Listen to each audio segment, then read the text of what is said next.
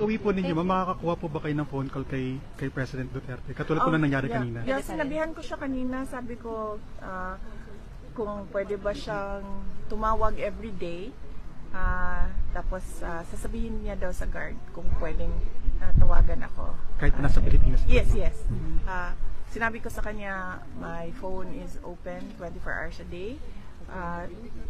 The detention unit knows my phone. It's isa lang ang number ko since 2004. So yan yung pwede niya tawagan. At sabi ko, it's 24 hours a day. Pero meron lang kasi silang allowed time para tumawag. Kaya sinabi ko sa kanya, please ask them that you want to call me every day. So ako na yung nagsabi sa kanya na you want to call me every day. Hindi ko lang alam kung gusto niya. But, well yes, that phone call was probably the longest in my 46 years with my father. That phone call was probably the longest. Ilan yun?